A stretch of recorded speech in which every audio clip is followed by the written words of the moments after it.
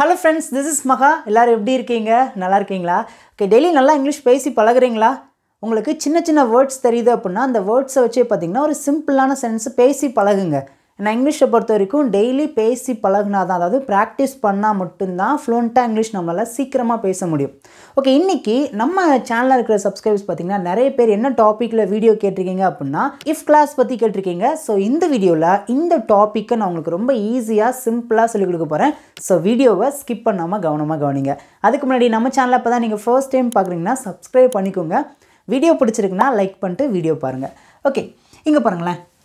If அப்படின்னா தமிழில் எக்ஸாக்டாக சொல்லணும் அப்படின்னா இருந்தால், என்றால் அப்படின்னு அர்த்தம்.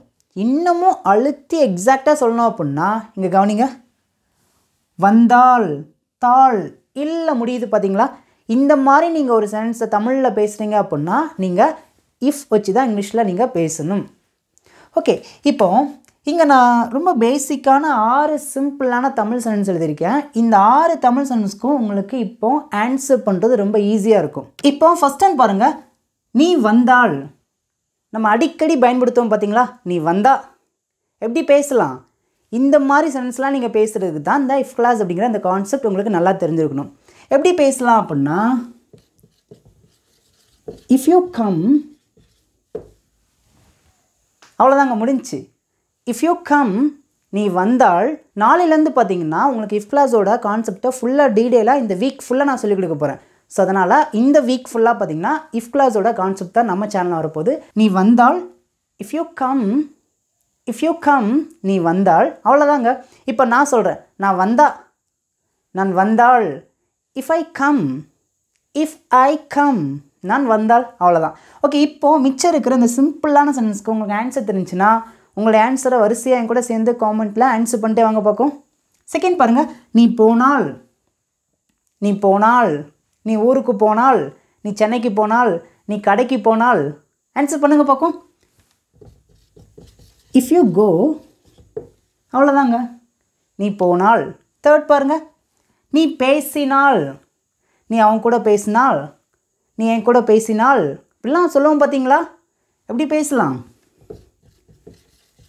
If you talk. Next time பாருங்கள், நீ சாப்பிட்டால்.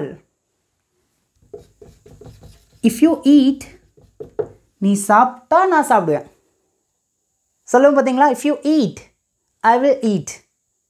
ஓகே, நெக்ஸ்ட் டைம் பாருங்கள், நீ பார்த்தால். இஃப் யூ see, நீ வாங்கினால்.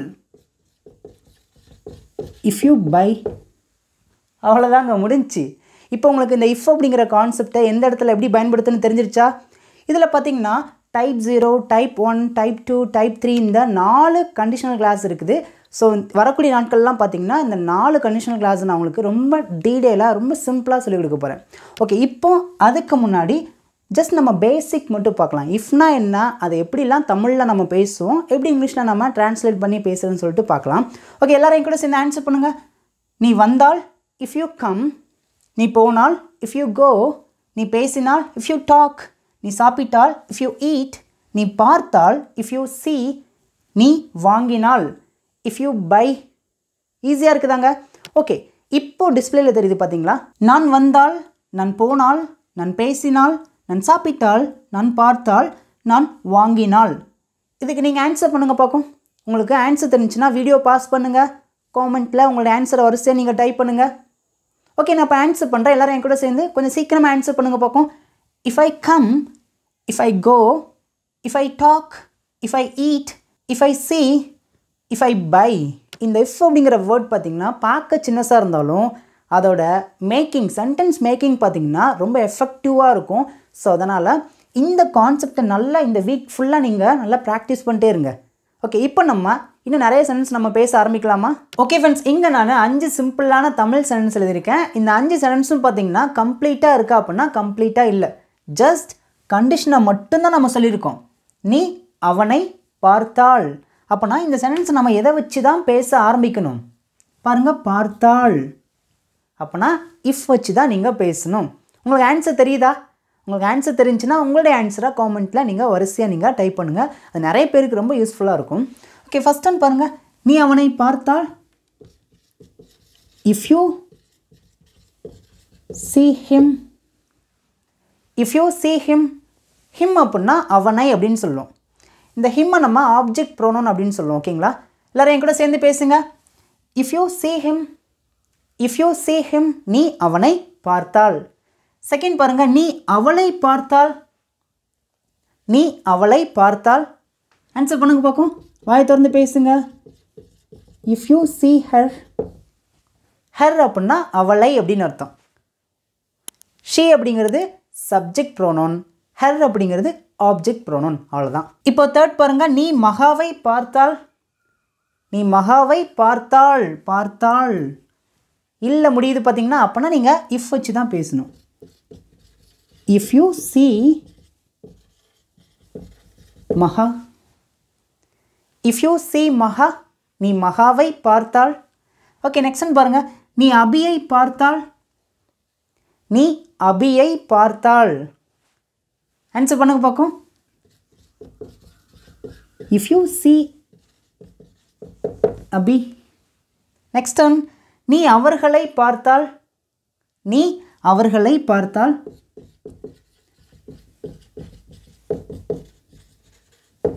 If you see them, if you see them, நீ அவங்கள பார்த்தால். ஈஸியாக இருக்குதாங்க. ஓகே, எல்லாரும் என் கூட சேர்ந்து முதல்ல இருந்து பேசலாமா? நீ அவனை பார்த்தால். இஃப் யூ see him, நீ அவளை பார்த்தால். இஃப் யூ see her, நீ மகாவை பார்த்தால். இஃப் யூ see மகா, நீ அபியை பார்த்தால். இஃப் யூ see அபி, நீ அவர்களை பார்த்தால். If you see them.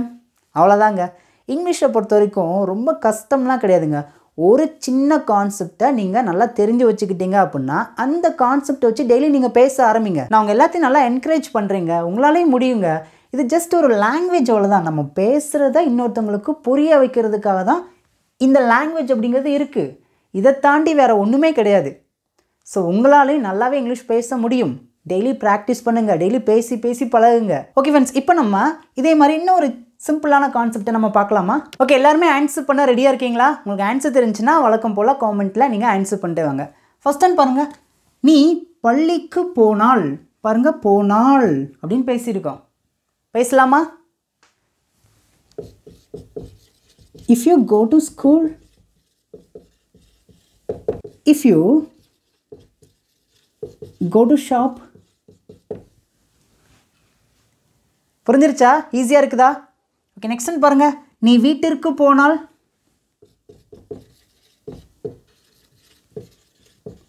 If you go home, if you go home. இப்போ உங்களுக்குள்ள ஒரு சின்ன கேள்வி வரும், கோ டு ஹோம் தானே சொல்லணும், நீங்கள் கோ ஹோம் சொல்லியிருக்கீங்க அப்படின்னு கேட்கலாம். ஸோ நல்லா கவனிங்க. எப்பயுமே வீட்டிற்கு அப்படின்னு சொல்ல வரும்போது அங்கே நீங்கள் டு ஹோம் அப்படின்னு சொல்லிட்டு நீங்கள் பேசாதீங்க. கோ ஹோம் அப்படின்னு தான் பேசணும். புரிஞ்சிருச்சா? மற்ற எல்லா இடத்துக்குமே பார்த்தீங்கன்னா, கடைக்கு அப்படின்னா டு ஷாப் அப்படின்னு சொல்லலாம், பள்ளிக்கு அப்படின்னா டு ஸ்கூல் அப்படின்னு சொல்லலாம், கல்லூரிக்கு அப்படின்னா டு காலேஜ் அப்படின்னு சொல்லலாம். பட் நீங்கள் ஸ்பெசிஃபிக்காக வீட்டிற்கு அப்படின்னு சொல்ல வரும்போது அங்கே கோ ஹோம் அப்படின்னு தான் பேசணும். இங்கே இருக்கிற 2 தமிழ் சென்டென்ஸ்க்கு இங்கிலீஷில் எப்படி பேசலாம்னு சொல்லிட்டு உங்களுடைய ஆன்சரை நீங்கள் தான் காமெண்ட்டில் ஆன்சர் பண்ணணும். இது உங்களுக்கான ஹோம்ஒர்க். நான் செய்ய மாட்டேன், நீங்கள் தான் செய்யணும். ஓகே ஃப்ரெண்ட்ஸ், இப்போ நம்ம இந்த வீடியோட ஃபைனலுக்கு வந்துட்டோம்.